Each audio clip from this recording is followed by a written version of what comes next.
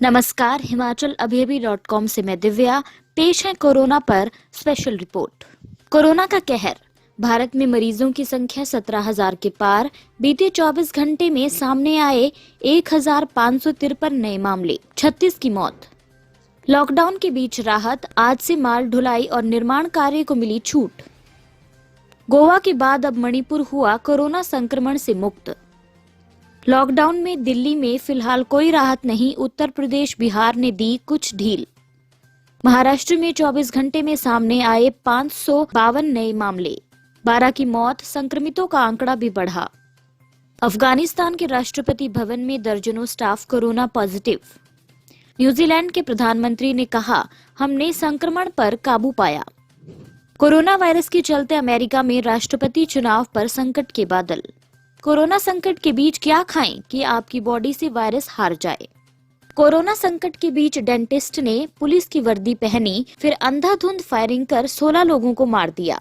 अब समाचार विस्तार से। आपके स्वास्थ्य का प्रहरी श्री बालाजी हॉस्पिटल, कांगड़ा, हिमाचल। भारत में कोरोना वायरस का कहर कम होने का नाम नहीं ले रहा है। स्वास्थ्य मंत्रालय की ओर से सोमवार को जारी ताजा आंकड़ों के मुताबिक भारत में कोरोना वायरस से अब तक 543 लोगों की मौत हो चुकी है, जबकि संक्रमित मामलों की संख्या बढ़कर 17,265 हो गई है। वहीं पिछले 24 घंटों में कोरोना के 1,553 नए मामले सामने आए हैं और 36 लोगों की मौत हुई है। हालांकि थोड़ी राहत वाली बात यह है कि 2,547 मरीज इस बीमारी को हराने में कामयाब हुए हैं। पिछले 24 घंटों में 316 लोग ठीक हुए हैं। अब तक का ये सबसे बड़ा आंकड़ा है। बता दें कि कोरोना संक्रमण को लेकर देश में लगाए गए लॉकडाउन को 3 मई तक बढ़ाया गया है।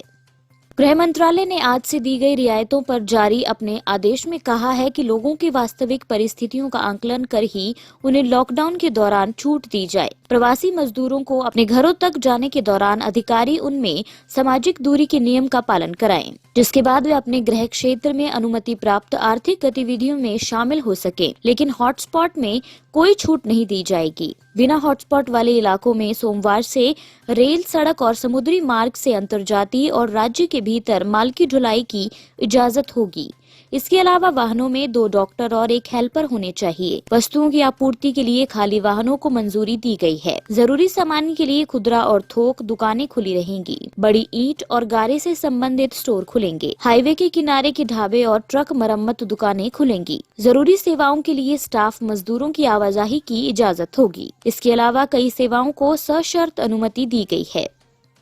इस समय जहां देश कोरोना के खिलाफ युद्ध स्तर पर लड़ाई लड़ रहा है, ऐसे में 2 राज्यों से राहत भरी खबर आई है। गोवा के बाद अब मणिपुर कोरोना संक्रमण से मुक्त हो गया है। मणिपुर के सीएम एन बीरेन सिंह ने ये जानकारी ट्वीट करके दी। उन्होंने कहा कि मुझे ये बताते हुए काफी खुशी हो रही है कि अब मणिपुर कोरोना से मुक्त हो गया है। सभी मरीज पूरी तरह से ठीक हो चुके हैं और उनकी रिपोर्ट नेगेटिव आई है। राज्य में वायरस का कोई नया मामला भी सामने नहीं आया है। मणिपुर में कोरोना संक्रमण के 2 मामले सामने आए थे। दोनों की रिपोर्ट नेगेटिव आने के बाद राज्य कोरोना से मुक्त हो गया है। राज्य की पहली संक्रमित मरीज 23 साल की महिला थी, जो ब्रिटेन से लौटी थी। वहीं 65 साल का दूसरा मरीज दिल्ली के निजामुद्दीन में तबलीगी जमात में शामिल होने के बाद वायरस की चपेट में आया था। देश भर में लॉकडाउन 3 मई तक जारी रहेगा।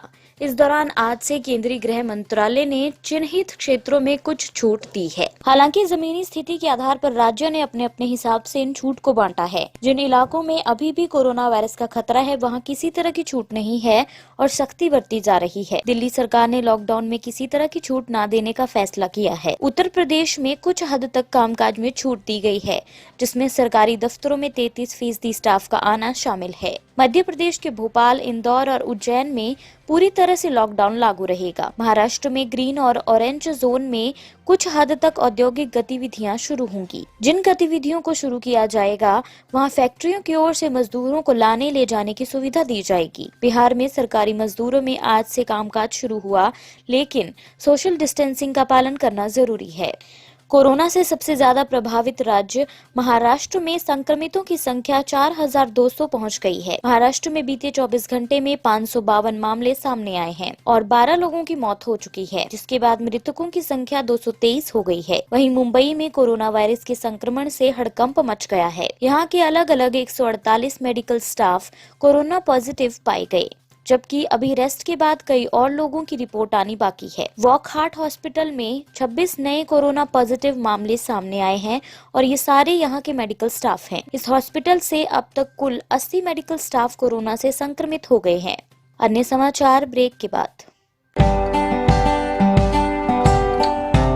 Shri Balaji multi speciality hospital Kangra, जहां आपको एक ही छत के नीचे मिले बेहतरीन चिकित्सा सुविधाएं, cardiology, laparoscopic, general surgery, neuro surgery, orthopaedics, paediatric, radio diagnosis, urology, gastroenterology, ophthalmology, pathology, medicine, anaesthesia और डेंटल जैसी अत्याधुनिक और बेहतरीन चिकित्सा सुविधाएं, 24 घंटे इमरजेंसी सुविधा, 9 बेड के साथ critical care unit, cardiac monitor और डिफिब्रिलेटर्स, सेंट्रल ऑक्सीजन लाइन और वेंटिलेटर सुविधा।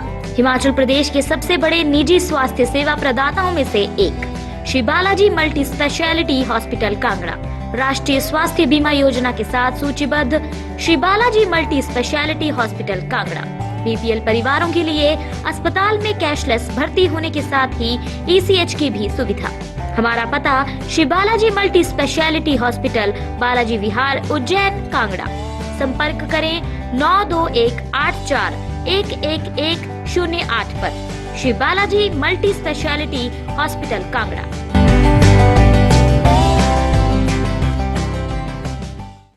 अफगानिस्तान के राष्ट्रपति भवन में काम करने वाले दर्जनों कर्मचारी कोरोना पॉजिटिव पाए गए हैं।